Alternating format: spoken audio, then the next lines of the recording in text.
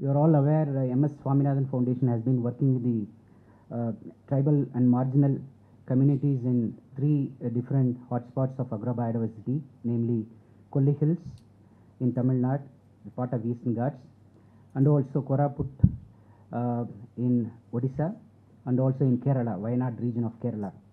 We work with smallholders of marginal communities.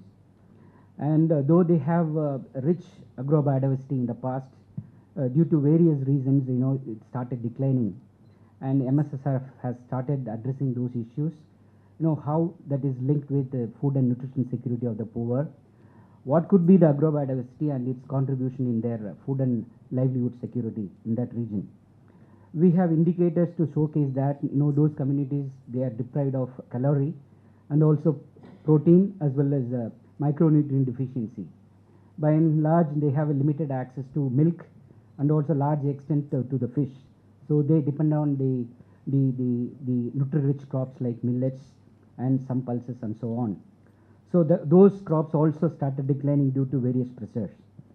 And in that context, there could be how MSSRF has been working on how those existing agrobiodiversity can be linked with the farming system for nutrition that finally that can contribute to the food and nutrition security in the marginal communities. So we see that the four blocks here: conservation, production, consumption, and markets. I put it in the context of agrobiodiversity, where it all linked with the local institutions like seeds, sharing practices, seed banks, and also linking with different communities. It's a cultural linkage that contributed for conservation of agrobiodiversity. On the other hand, if you look at it, limited access to the so-called improved agronomic practices vis-a-vis these agrobiodiversity that also contributed to decline in terms of agrobiodiversity in those regions. And consumption practices also, if you look at the younger generation, there is a knowledge gap between the elder and younger that has also contributed for declining. And lack of market or not improved market for these agrobiodiversity also contributed its decline. So MSSRF, with the support of various agencies, thanks to Biodiversity International, IFAD, IDRC, NABARD, National Bank for Agriculture and Rural Development, we have extended many programs in participatory way with the local communities and tribal communities in that region. To begin with that, everything begins with knowledge, local knowledge. We call it as Biodiversity International talking about custodian farmers. Those farmers, they conserve, cultivate, and share and innovate with the fellow community. So these are the attributes that defines the custodian farmer. So MSSRF has documented the local knowledge linking to agrobiodiversity, whether it is a culinary preferences or adaptive preferences or productivity preferences of those local crops, and trying to recognize those farmers, those farm families in that region. This could be one method of linking the agrobiodiversity in the mainstream agricultural research. And also trying to document nutri-sensitive farming practices. If you look at the mixed farming system in a hilly region, they have series of crops that go by different sequence of harvest. If you look at very closely, those crop choices made by the local farmers, it has nutrition attributes. So based on that, they may have it may be climate sensitive agricultural farming system. At the same time, they have nutrition attributes too. So documentation of that knowledge and validating in the context of agriculture, putting in the farming system of nutrition is also imperative. And we also see that we hear from the morning the local knowledge, particularly the culinary diversity, that starts from women and their contribution in terms of ratio, in terms of mix, in terms of recipes, what they make, and documentation of those knowledge, and linking with the nutrition science is also very important. MSSRF has been doing that with the local tool called Seed Mela or the Food Mela. In the local villages, we used to do that. And also it can contribute, the local agrobiodiversity can contribute to the improvement, crop improvement. Say for example in Odisha, Kala Jira is the one variety that is over a period of 6-7 generations, our scientists, they have improved in participation with the local community. That has led to market. Similarly, we can have different examples that can, contribute to the science as well as local level productivity enhancement. And finally, that leads to nutrition security as well. So how we do? We link it with local seed banks. We also, involve farmers in the participatory varietal selection programs, wherein, they evaluate the local material along with the improved material accessible from the agricultural research stations. So farmers were given option to make their own choices based on productivity preferences, culinary preferences, and also adaptive preferences.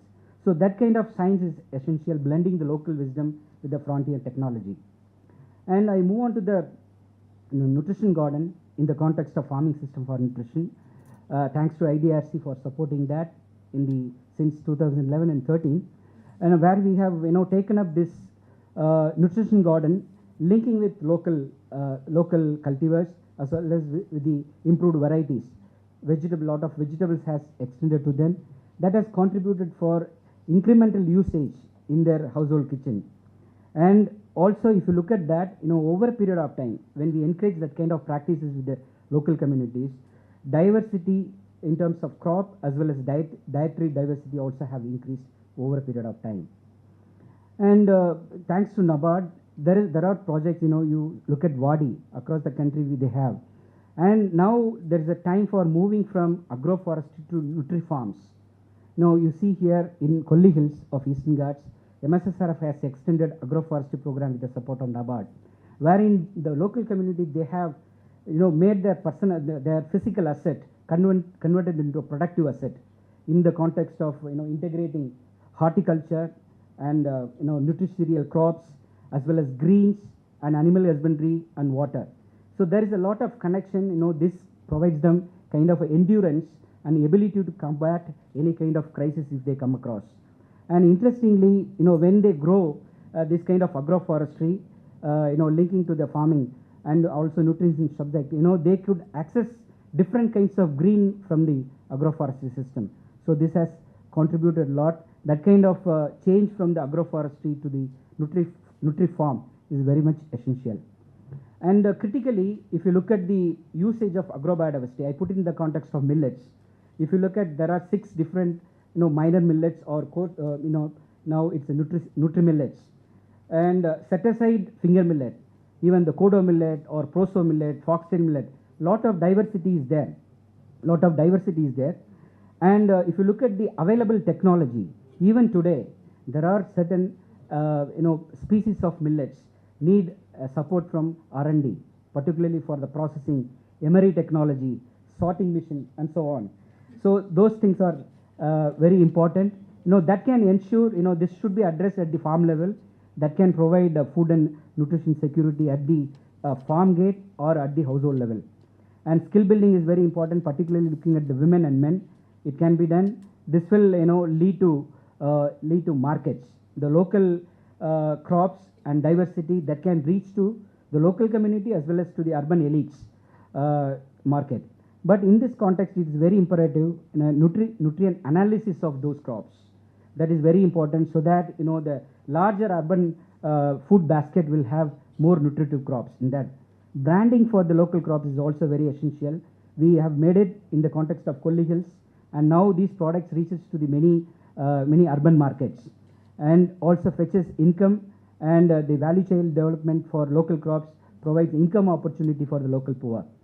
And popularizing these kind of efforts is essential. Many times, we talk about, valorizing the main crops, and valorizing the local crops is very essential, and linking and placing that in different platforms, right from, local rural theater to the policymaker at different levels, placing them, and that will give image.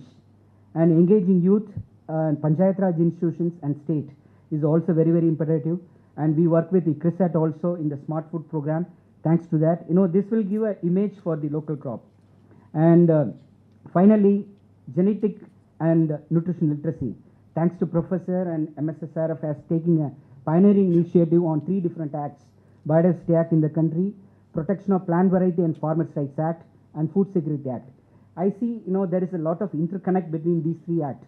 We can provide rights to the farmers, and those local crops can be valorized and improved, and that can reach to the market. So this is how we do, science-based, participatory, enabling the local capacity and building the grassroots. So finally, this one, even though we have done this, this has to be scaled up to different ecological and social conditioning elsewhere in the country. For that, strengthening the local seed system is very important. Farm level processing unit, value chain intervention for local crops, product development based on nutrient rights. NIN they have done a lot of work, but there are opportunities to explore further, particularly in the context of the richness that we have in the country. And FPOs, farmer producer organization, those who are dealing with agrobiodiversity, they need to be provided with incentives. And public-private partnership is also very essential. Thank you very much.